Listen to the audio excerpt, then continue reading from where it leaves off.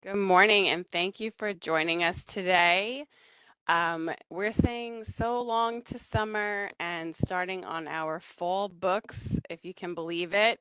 So we'll start by telling you what we're reading right now, and feel free to share what you're reading in the chat or on social media using the hashtag PRH Morning Buzz. I'll start because I'm very excited. I just finished Colored Television by Danzy Senna, which you probably know is now the Good Morning America pick for September. It was fantastic, and I highly recommend it. And I'm Maureen. Oh, yeah. Good morning. I'm Sharnell. And I just finished listening to Did Everyone Have an Imaginary Friend or Just Me by Jay Ellis. And I must say, he was the draw, but he's so interesting that it kept me entertained and it's very funny and all those things. So if you have a chance, please listen to it or read it, but listen to it. His voice is great. And I'll second that, Charnel. We got a chance to meet him at ALA, and he is fantastic, adorable. The book is so cute. Highly recommend it. I'm Jen Childs, happy to be here with you, and I'm embarrassed to say I'm finally on the Emily Henry bandwagon. It took me a while, and my sister, who is addicted to her books, completely, you know, every time I talk to her, have you read one yet? Have you read one yet? So I did, and I'm hooked. I'm definitely a fan now. So that's how I'm wrapping up my summer with Funny Story by Emily Henry. Um, and again, please do share in the chat what you're reading, share it on social media. We'd love to hear what you're finishing up with your summer reading. Just a note, a reminder that you can feel free to take notes, but you don't have to. We'll be sending out a full wrap up after our buzz, including the slides and all the books that we talk about. So, give your writing hand a break if you want. Here's the key. You'll be able to tell a little bit about the books we're talking about. Most importantly, whether there's an e-galley available and you can start reading. Check both NetGalley and Edelweiss. The books aren't always available on both.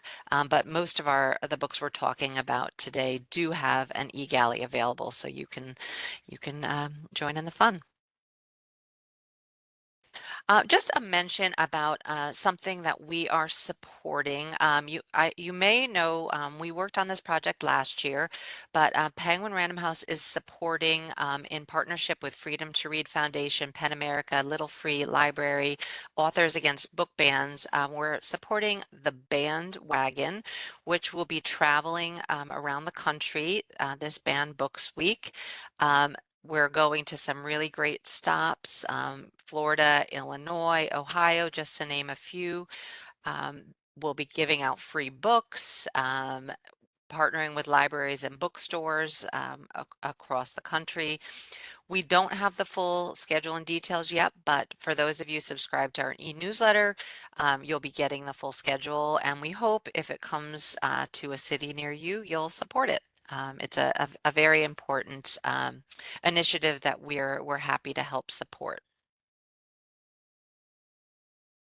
And you can check out our new fall 2024 debut sampler by dipping into excerpts from exciting new voices, perfect books for book clubs, and this is available to view or download visiting the tinyurl.com/debut sampler fall 2024. And once again, join us for Library Journal Day of Dialogue on October 24th. It is a free day-long event that spans a variety of genres and offers an in-depth look at some of the biggest forthcoming books. And you'll be able to hear from some of your favorite authors as they discuss new titles and inspiration. And also, there will be the virtual exhibit hall where you can visit booths and download free resources, chat with imprint representatives, and other book enthusiasts. So make sure you register. All right, and let's move on to the books. We're going to start by taking a trip to the Big Apple, and these are must-read New York City-based stories. Starting with the beloved Fiona Davis, who is definitely no stranger to New York City. The Stolen Queen is her latest historical fiction mystery that transports you to New York's most glamorous party, to the labyrinth streets of Cairo and back. Egypt, 1936, when anthropology student Charlotte Cross is offered a coveted spot in an archaeological dig at Egypt's Valley of the Kings, she leaps at the opportunity. But after an unbearable tragedy strikes, Charlotte knows her future will never be the same. Jump to New York, 1978. 18-year-old Annie Jenkins is thrilled when she lands an opportunity to work for an iconic former Vogue fashion editor who's in the midst of organizing the Met Gala. Meanwhile, Charlotte, now leading a quiet life as the associate curator of the Met's celebrated Egyptian art collection, wants little to do with the upcoming gala. She's consumed with her research on Hathor, a rare female pharaoh dismissed by most other Egyptologists as unimportant. That is, until the night of the gala, when one of the Egyptian art collection's most valuable artifacts goes missing, and there are signs that a legendary curse might be reawakening. As Annie and Charlotte team up to search for the missing antiquity, a desperate hunch leads the unlikely duo to one place Charlotte swore she'd never return, Egypt. But if they're going to have hope in finding the artifact, Charlotte will need to confront the demons of her past, which may mean leading them both directly into danger. This book is Thelma and Louise meets Indiana Jones and will appeal to fans of Marie Benedict and Kristen Hanna. Next up is Playworld. It's perfect for readers of John Irving and fans of movies like The Graduate, The Squid and the Whale, and Rushmore. It's the story of Griffin Hurt. He's in over his head. Between his role as Peter Proton on the hit TV show The Nuclear Family and the pressure of high school at New York's elite Boyd Prep, along with the increasingly compromising demands of his wrestling coach, he's teetering on the edge of collapse. Then comes Naomi Shah, 22 years Griffin's senior. Unwilling to lay his burdens on his shrink, whom he shares with his father, mother, and younger brother, Griffin soon finds himself in the back of Naomi's Mercedes sedan, again and again, confessing all to the one person who might do him the most harm. Playworld's a novel of epic proportions, bursting with laughter and heartache. Adam Ross immerses us in the life of Griffin and his loving yet disintegrating family while seeming to evoke the entirety of Manhattan and the ethos of an era, with Jimmy Carter on his way out and a B-list celebrity named Ronald Reagan on his way in. Surrounded by adults who embody the age's excesses and who seem to care little about what their children are up to, Griffin is left to himself to find the lines between youth and maturity, dependence and love, acting and truly grappling with life. And next we have Bronstein in the Bronx by Robert Littell. This one is great for anyone who likes Mick Herron, Ian Fleming, and Graham Greene. Imagine it's January 12th, 1917. An ocean liner docks in the New York harbor, and among the disembarking immigrants is Lev Davidovich Bronstein, better known to history as Leon Trotsky. On the run for a decade, having escaped political exile in Siberia, Trotsky arrives in New York, driven by his unwavering commitment to a workers' revolution. But here's the twist. Amidst his revolutionary fervor, Trotsky faces an unexpected challenge of adapting to life in America. In the 10 pivotal weeks leading up to the February Revolution, which will eventually see Lenin's Bolsheviks seize power, Trotsky navigates the bustling streets, newspaper offices, and socialist meeting spots of New York City. He wrestles with questions about his revolutionary ideology, his place within his family, his relationship with Lenin, and most importantly, his own conscience. Robert Littell, the New York Times bestselling author of The Company, masterfully brings this period to life, offering a wry and insightful look at Trotsky's time in the Bronx. Littell's expertise in spy novels shines through, making this not just a historical account, but an extraordinary meditation on purpose, passion, and the price of progress. Next up is a debut by Cynthia Weiner, A Gorgeous Excitement. There are two things that Nina Jacobs is determined to do over the summer of 1986: avoid her mother's depression-fueled rages and lose her virginity before she starts college in the fall. Both are seemingly impossible. When her mother isn't lying in bed for days, she's lashing out at Nina over any perceived slight. And after a sexual encounter gone spectacularly wrong, Nina is the talk of Flanagan's, the bar where Manhattan society's private school kids gather. It doesn't help that she's Jewish, an outsider in a world of blue-eyed blondes who populate New York's rarefied Upper East Side. But she can fit in at Flanagan's, kind of, with enough alcohol and prescription drugs stolen from her parents' medicine cabinet. Flanagan's is where she pines for the handsome, preppy, and charismatic Gardner Reed who every girl wants to sleep with and every guy wants to be. Set against the backdrop of a menacingly gritty Manhattan of the 1980s, Cynthia Weiner's debut is a timeless and universal story of a young woman trying to find her voice and of the countless young women whose voices were silenced. This is the perfect book for readers who have nostalgia for the 80s and 90s and the writers of that era like Jay McInerney and Bret Easton Ellis. It also reminds me as a kid growing up in the 80s of the Robert Chambers story, the preppy murder that everyone was talking about. Definitely evokes that era. Next, we've got some really good horrors that are coming out very soon. And up first is Wake Up and Open Your Eyes by Clay McLeod Chapman. It's a relentless social horror novel about a family on the run from a demonic possession epidemic spread through media. So think The Last of Us meets When Evil Lurks.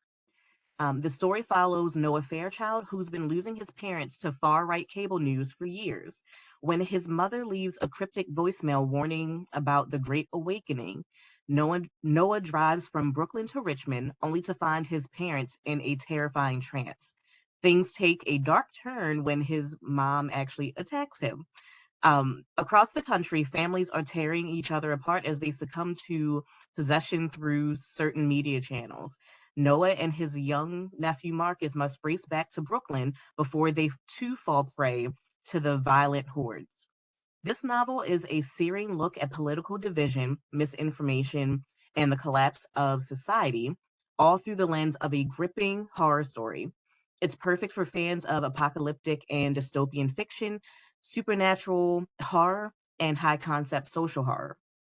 And Clay McLeod Chapman is not just a critical darling in the horror genre, he's also making waves in Hollywood.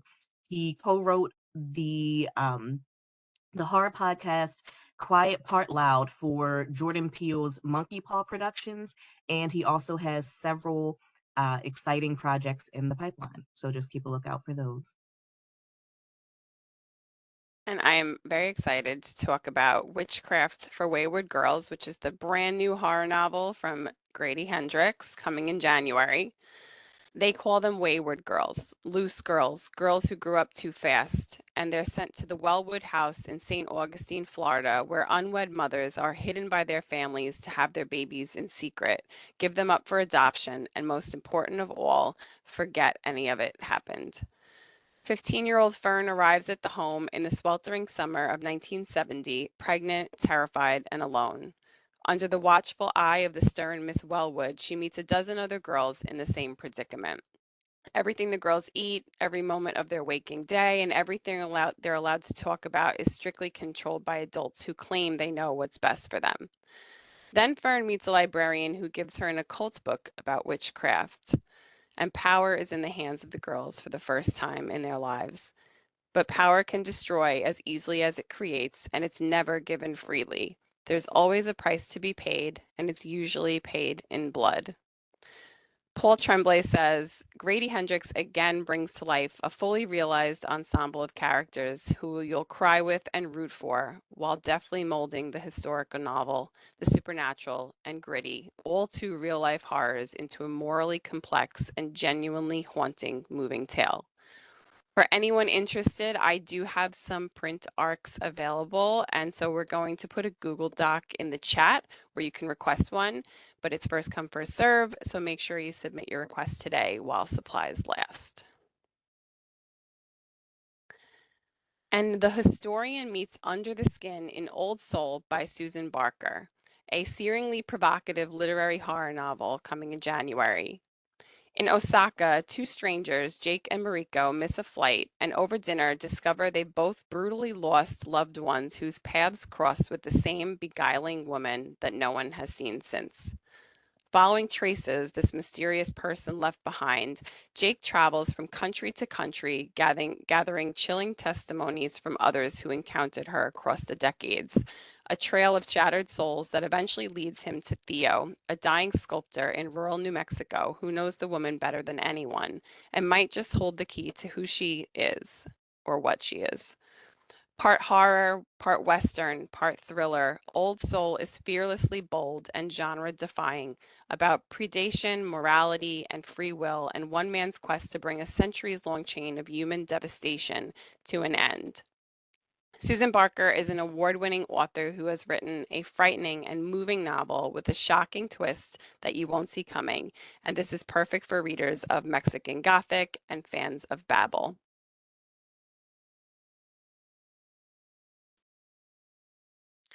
Now on to the thrillers.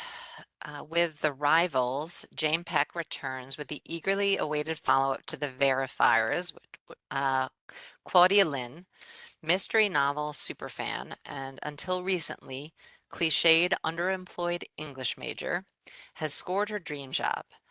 Co-running Veracity, a dating detective agency for chronically online New Yorkers who want to know if their prospective partners are telling the truth. Unfortunately, along the way, she and her colleagues, tech savant Squirrel and the elegant and intimidating Bex, have uncovered a far-reaching AI conspiracy, and the corporate matchmakers may be resorting to murder to protect their secrets. In the wake of a client's sudden death, Claudia convinces his ex, an industry insider, to turn on his employer and feed the verifiers information about what the powerful dating platforms are really up to. But even as Claudia starts to get a feel for this new genre, she's distracted by the possibility of romance with both Bex and a very charming target. She also fears that her beloved older brother is unwittingly being drawn into the matchmaker's deadly web. And as Beck reminds Claudia, spy tropes dictate that someone you trust will betray you. We also got the chance to meet Jane at ALA, and I know it shouldn't matter, but it does. She is the most adorable author, so kind, so nice. If you haven't checked out The Verifiers or The Rivals, please do so. And then we're also thrilled to welcome Alifair Burke to the Knopf list. Her new novel, The Note, stars May Hanover. Growing up, May Hanover was a good girl always. She was well behaved, top of her class, a compulsive rule follower. Raised by a first-generation Chinese single mother with high expectations, May didn't have room to slip up, let alone fail. Her friends didn't call her the little sheriff for nothing. But even good girls have secrets and regrets. When it comes to her friendship with Lauren and Kelsey, she's had her fair share of both. Their bond, forged when May was just 12 years old, has withstood a tragic accident, individual scandals, heartbreak, and loss. Now, the three friends have reunited for the first time in years for a few days of sun and fun in the Hamptons. But a chance encounter with a pair of strangers leads to a drunken prank that goes horribly awry. When she finds herself at the center of an urgent police investigation, May begins to wonder whether Lauren and Kelsey are keeping secrets from her, testing the limits of her loyalty to lifelong friends. Harlan Coben says, No one lands plot twists like Alifair Burke, and the note may be her best novel yet. And next is Clever Little Thing by Helena Eklund, and it's a taut, powerful mom noir psychological thriller coming in January that's perfect for fans of The Push, Baby Teeth, The School for Good Mothers, and Sometimes I Lie. Charlotte's daughter, Stella, is sensitive and brilliant, perhaps even a genius, but a recent change in her behavior has alarmed her parents. Following the sudden death of Stella's babysitter, Blanca, the once disruptive and antisocial child has become docile and agreeable. But what's unsettling is that she's begun to mirror Blanca's personality, from Blanca's repetitive phrases to her accent to fierce cravings for Armenian meat stew after being raised a vegetarian. Charlotte is pregnant with her second child and depleted and sick with the pregnancy. She's convinced that Blanca herself is somehow responsible for Stella's transformation. But how could Blanca, dead, still be entwined in their lives? Has Blanca somehow possessed Stella? Has Stella become Blanca? As Charlotte becomes increasingly obsessed, she is sure that only she can save her daughter, even though it's soon clear that her husband believes it's all in her head. Eklund's singular, chilling voice holds light to the blurred lines of diagnosis in children and to the vital power of maternal instinct. Kaleidoscopic, intense, pulse-pounding, and genuinely creepy, and infused with shades of the supernatural, Clever Little Thing is an ode to motherhood and a nuanced critique of the caretaking industry, a page-turner that will haunt readers long after its epic, surprising finale. And next is Mask of the Deer Woman. This is a debut novel by Laurie L. Dove, and it's based on the author's own experience as a Native American. It introduces ex-Chicago detective Carrie Starr, who finds herself at the reservation where her father was raised, stepping in as the tribe's new marshal. In the past decade, too many young women have disappeared from the res. Some have ended up dead, others just gone. Now local college student Chenoa Cloud is missing, and Starr falls into an investigation that leaves her drowning in memories of her daughter, the girl she failed to save. Star feels lost in this place she thought would become her, and when she catches a glimpse of a figure from her father's stories, with the body of a woman and the antlers of a deer, Star can't shake the feeling that the fearsome spirit is watching her and following her. What she doesn't know is whether Deer Woman is here to guide her or to seek vengeance for the lost daughters that Star can never bring home. This book will appeal to fans of C.J. Box and Nick Medina and Indigenous crime fiction like Dark Winds, Winter Counts, and The Only Good Indians. And there is already a sequel featuring Star in the works, so if you recommend this to your patrons, they have something to look forward to. The Inheritance by Trisha Saklecha is a gripping new novel that's perfect for fans of twisty, high stakes family dramas and murder mysteries. On a luxurious private island off the coast of Scotland, the wealthy Argyle family gathers for a much anticipated reunion. Raj, the patriarch and business tycoon, is set to reveal his succession plan for his multi-million dollar Delhi based company. Shalini, his wife, is looking forward to finally having her husband to herself after years of sacrifice. Their children, Mira, Asim, and Aisha, each come with their own secrets and agendas. Mira, the golden child, is hiding her financial ruin. Asim, the supposed heir, is torn between his wife and his duty to the family. And Aisha, the party girl, is always ready to stir the pot. Then there's Zoe, Asim's wife, whose hashtag InstaPerfect life is built on lies. This family reunion is set to end in more than just tears. It's going to end in murder. With everyone harboring secrets they would die to protect, the question isn't just who will inherit the family fortune, but who will survive the weekend. The Inheritance is a great book for book clubs offering rich themes like generational wealth, sibling rivalry, unfulfilled desires, and cultural identity. Plus, it keeps you guessing who the killer is until the very last page.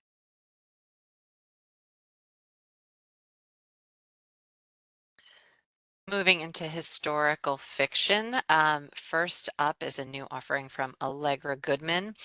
Isela is an epic saga about a French noblewoman deserted on an island where her survival depends on the power of her faith and love. Heir to a chateau with its own village and lands, Marguerite is destined for a life of prosperity and gentility. Then she's orphaned, and Jean-François de la Roque de Roberval, an enigmatic and volatile man that Marguerite has never met, becomes her guardian, controlling her future and everything about her.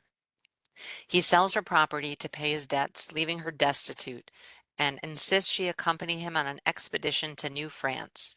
Isolated and afraid, Marguerite befriends Roberval's servant, and the two develop an intense attraction. But when Roberval discovers Marguerite's deception, his rage is all-consuming. As punishment, he maroons her and her lover on a small island. Once a child of privilege who dressed in gowns and laced pearls in her hair, Marguerite finds herself at the mercy of nature. As the weather turns, blanketing the island in ice, survival becomes nearly impossible. She despairs. Has everyone and everything she once held dear abandoned her? A riveting portrait inspired by the real life of a 16th century heroine and a gorgeous celebration of the power of the natural world, Isela is the timeless story of a woman realizing her true strength. And up next, we have To Save the Man by John Sayles. If your patrons enjoy the suspense of underdog hero prison breaks like The Count of Monte Cristo and Shawshank Redemption, or they're curious about Native American culture and revisionist U.S. history, they'll be captivated by John Sayles' latest work. Set in 1890 at the Carlisle Indian Industrial School, this novel explores the cultural genocide experienced by Native American children as the students navigate survival under the oppressive regime of Captain Richard Henry Pratt. They hear rumors of the ghost dance and the tragic events leading to the Wounded Knee massacre. This story sheds light on a dark chapter in American history, blending real life figures like Pratt and Sitting Bull with a haunting narrative. It's perfect for readers interested in 19th century American history and the fraught period between the Civil War and the turn of the century. John Sayles, a legendary filmmaker and award winning novelist, brings this period to life with his masterful storytelling.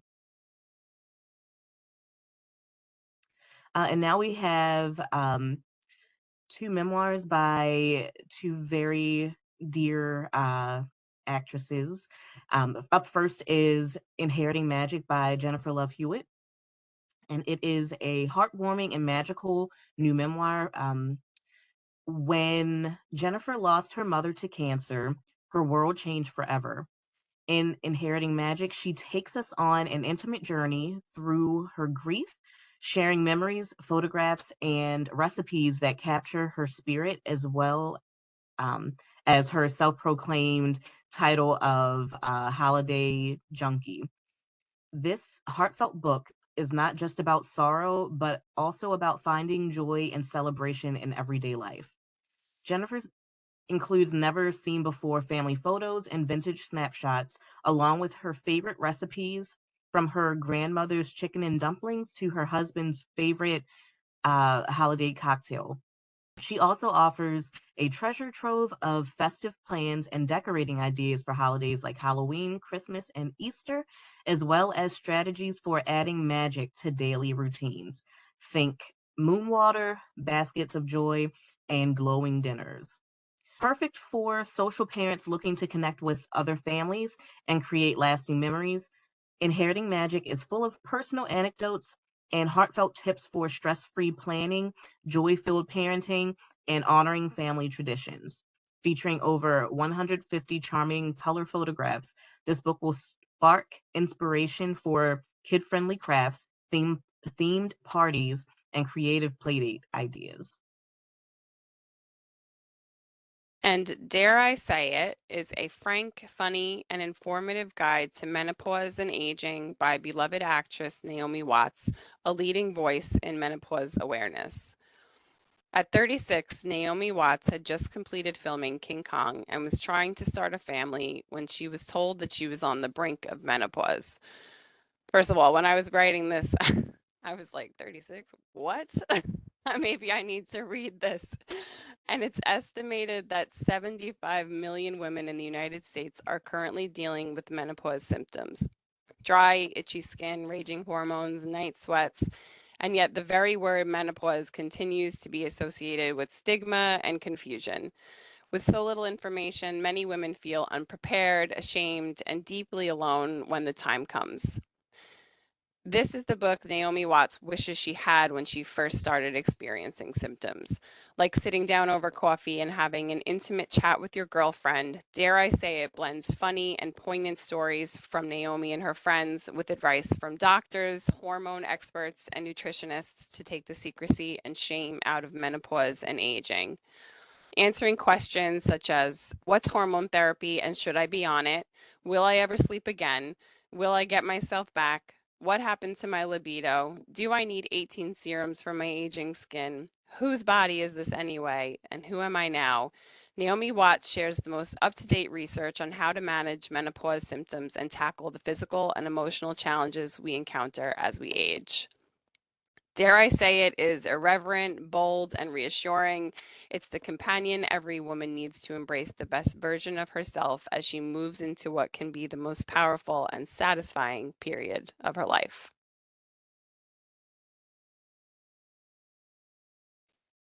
Wow, that sounds like a great read, Maureen. I know. Copies for everyone. Yes, I think so. Next up, we're moving into myth and folklore-inspired titles.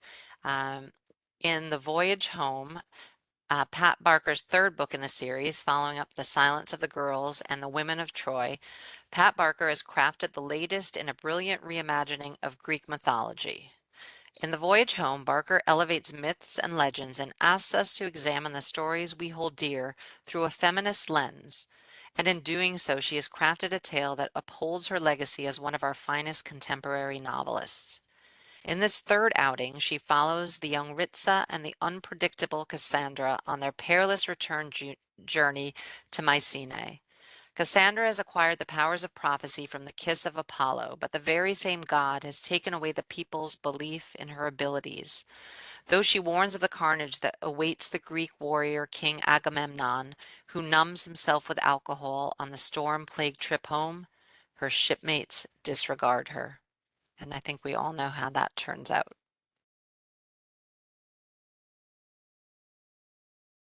And then next we have North is the Night by Emily Rath.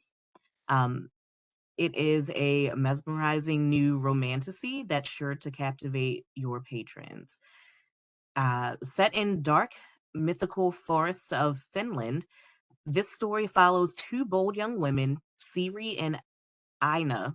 Um, as summer's light fades, they face unwelcome changes. Land hungry Swedes encroach on their territory.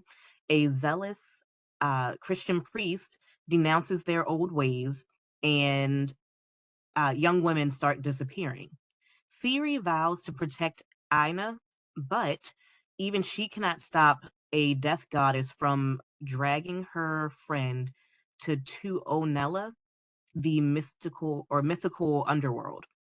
Determined to save Ina, Siri embarks on a perilous journey to find the greatest shaman of legend, the only person to venture to the realm of death and return alive. In Tuonela, the cruel witch queen makes Ina's life a living nightmare. But armed with compassion and cleverness, Ina discovers the truth behind her capture. The king of the underworld has plans for her. To return home, Ina must bargain with her heart, while Siri plots a daring rescue of the woman she loves the most. North is, North is the Night has broad crossover appeal, making it perfect for young adult mythology inspired fantasy. Um, like Lore and Daughter of Sparta, as well as new adult fantasy romance such as Kingdom of the Feared and Blood and Ash. And we were assured that the spice level that Emily Rath is normally known for has been taken down quite a few notches, so it is actually good for young adults. And then we have Watermoon by Samantha Soto Yambo.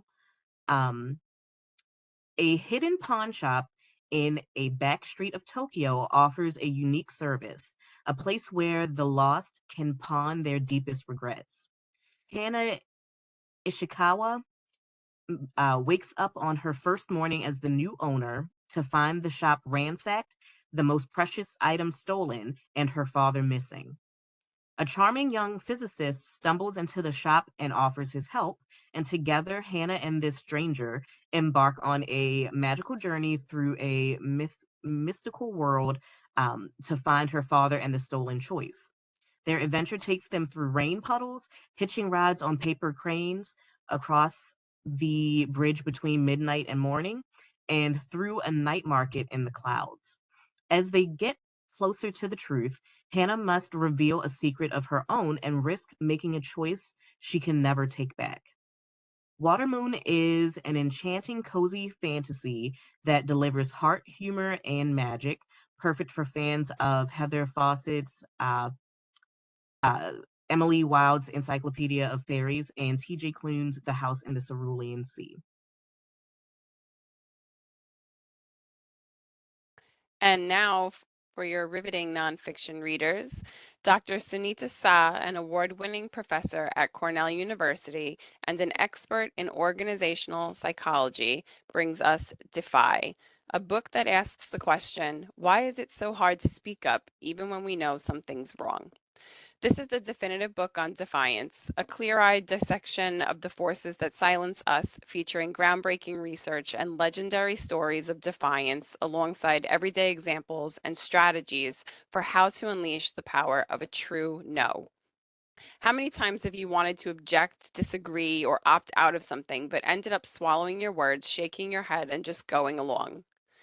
Analyzing cases from corporate corruption to sexual abuse to everyday acquiescence at work, the doctor's office, and in our personal lives, award winning psychologist Dr. Sunita Sa delves deep into why the pressure to comply is a corrosive and often invisible force in our society. With her own revelatory research, she radically transforms our idea of defiance from a misunderstood negative trait into a crucial, positive force for personal and societal change. Talking us through her 5 stages of defiance, Dr. Sa equips readers with simple tools to make decisions that align with their values.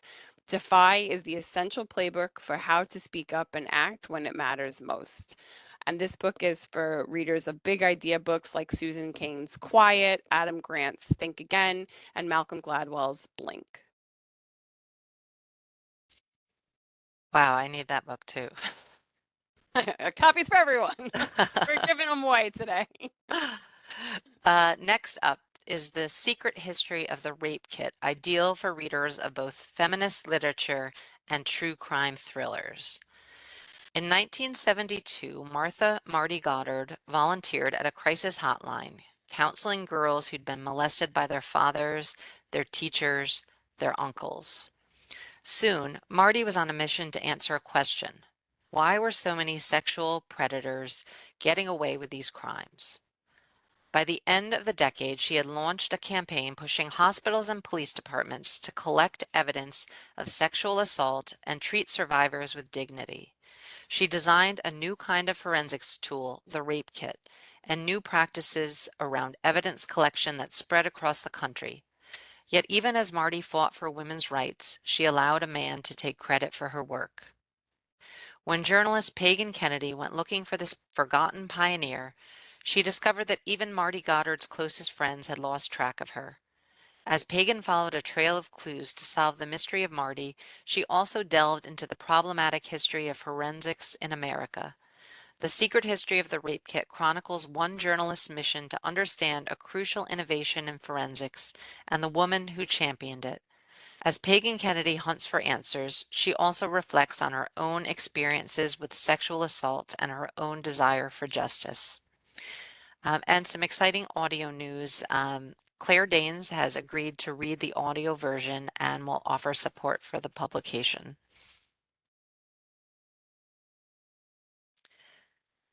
Next up, we move into Rivals and Lovers.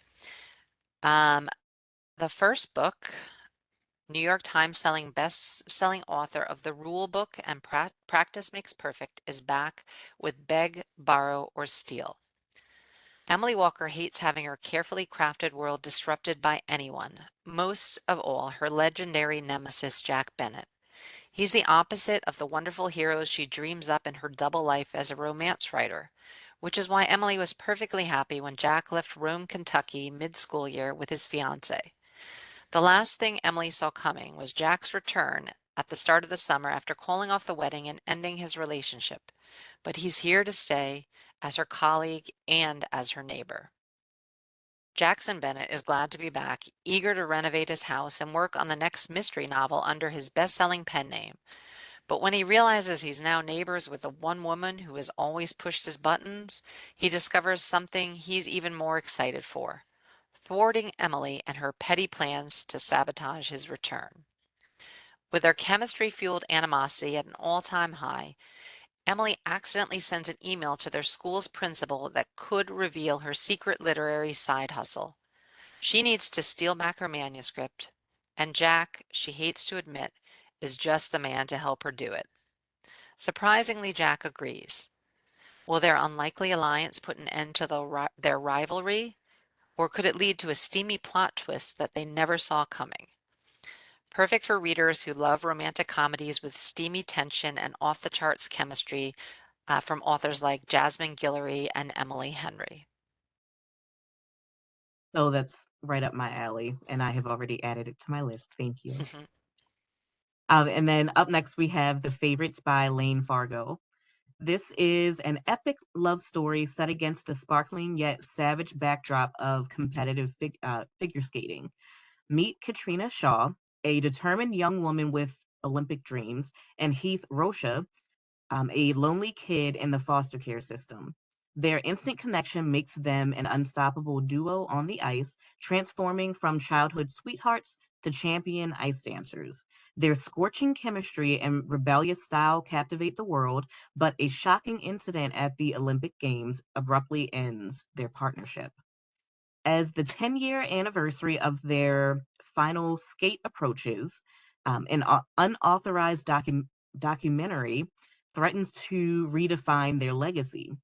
Kat, who has stayed silent for a decade, decides it's time to tell her side of the story, from the childhood tragedies that bonded her with Heath to the desires to eventually tore them apart. The public has always been obsessed with their scandalous relationship, but the truth may be even more shocking than the rumors. Inspired by the powerful love and hate that fuel Emily Bronte's Wuthering Heights, The Favorites is an exhilarating dance between passion, ambition, and the true meaning of winning.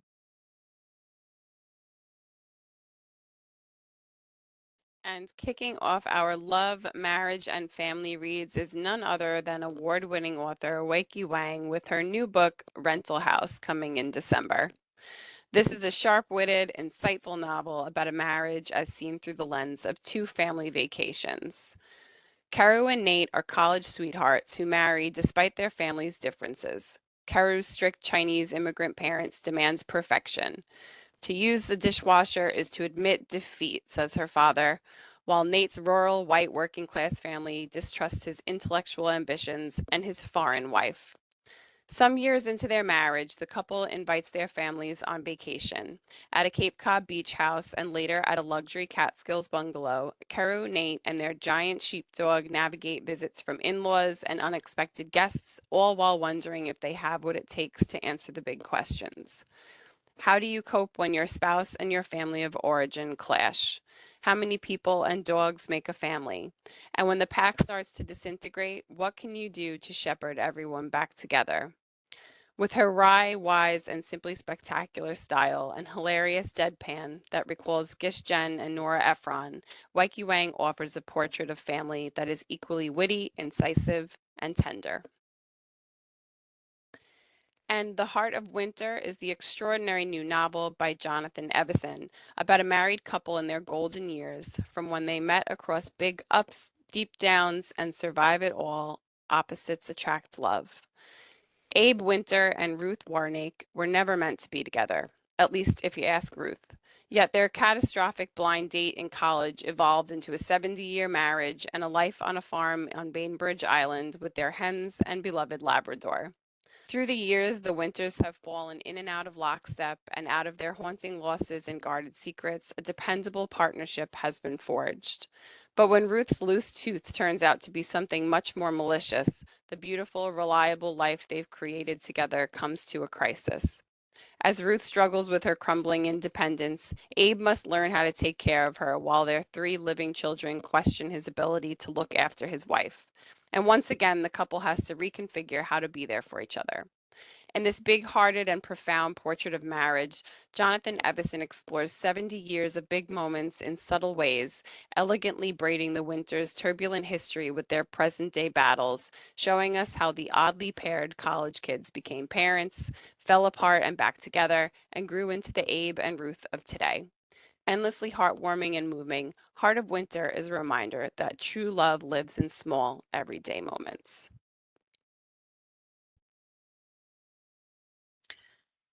And next up is Going Home. I'm sorry we don't have a cover to show you, but they're working on something and it will be absolutely fabulous, I'm sure.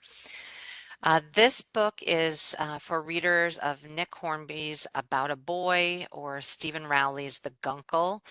It is a sparkling, funny, big-hearted story of family. Teo Erskine, now in his 30s, has moved on from childish things. He has a good job, a slick apartment in London, and when he heads back to the suburbs on the occasional weekend to visit his old friends, he makes sure everyone knows he can afford to pick up the tab. So what if he asks a few too many questions about Leah, the girl of their group, wondering if she will come out, if she's seeing anyone, if she might give him another shot? Teo is hazily aware that something possibly happened between Leo and Ben, Teo's closest friend and his greatest annoyance. But he can't bring himself to ask. Leah, meanwhile, has no time to indulge their rivalry. She is now the single mother of a toddler son, a kid named Joel, that Teo occasionally and half-heartedly offers to babysit. He's home for one such weekend when the unthinkable happens, though, a tragedy in the heart of the group, and he suddenly finds himself the unlikely guardian for little Joel. Together with his father, Vic, Ben, and Sybil, um, they bide time until they can find a proper home for Joel, teaching him to play video games, plying him with chicken nuggets and waffles, and learning to sing him lullabies at night. But when a juvenile mistake leads to a terrible betrayal, Teo must decide what kind of man he wants to be.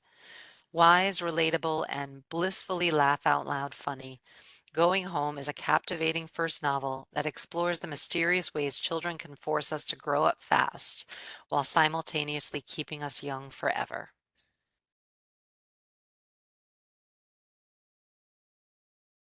And next, we have a couple of good reads, starting with Good Girl by Aria Aber.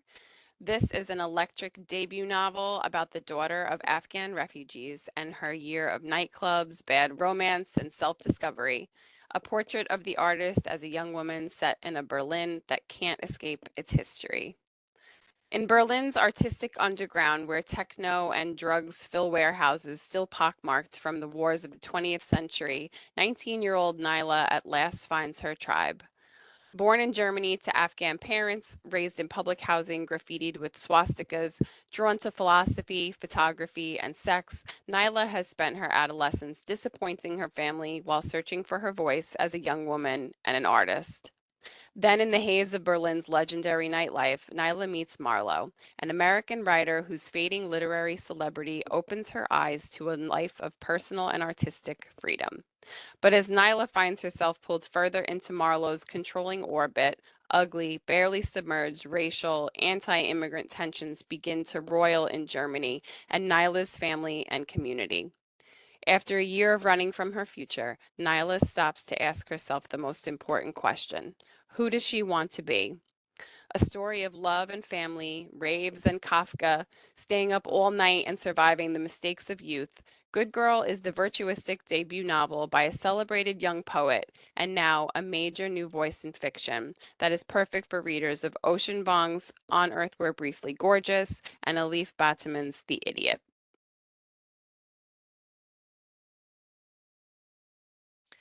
Next up is Good Dirt, the new novel from Charmaine Wilkerson, the New York Times bestselling author of Black Cake, which was a Read with Jenna book club pick. When 10-year-old Ebby Freeman heard the gunshot, time stopped. And when she saw her brother Baz lying on the floor surrounded by the shattered pieces of a centuries-old jar, life as Ebby knew it shattered as well. The crime was never solved, and because the Freemans were one of the only black families in a particularly well-to-do enclave of New England, the case has had an enduring voyeuristic pull for the public. The last thing the Freemans want is another media frenzy splashing their family across the papers. But when Ebby's high-profile romance falls apart without any explanation, that's exactly what they get. So Ebby flees to France, only for her past to follow her there.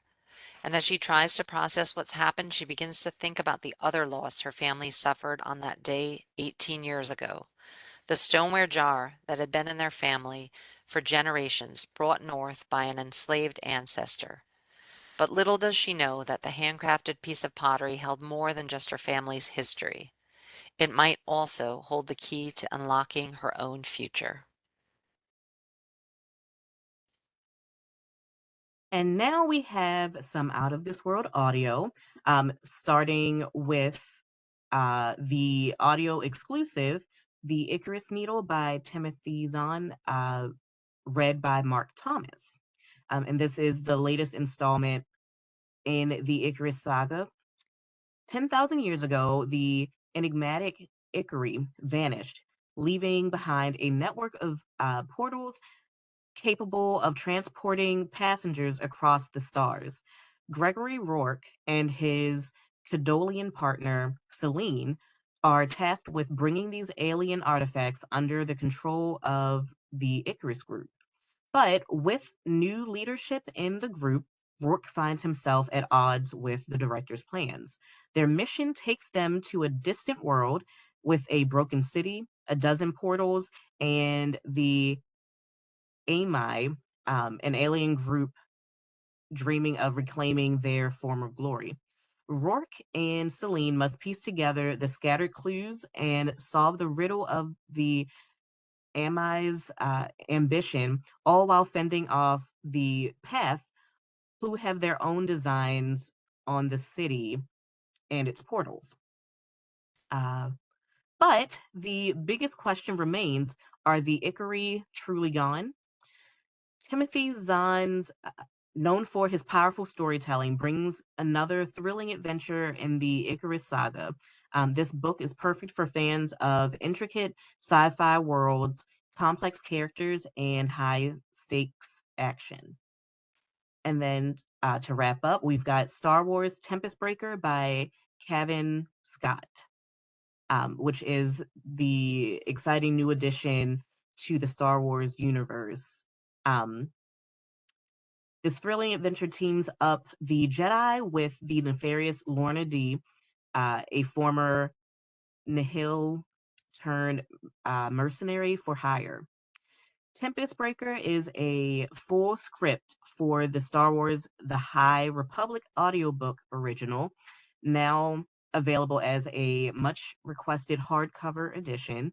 And fans of the High Republic series, which has sold nearly 500,000 copies, will be eager to dive into this new chapter.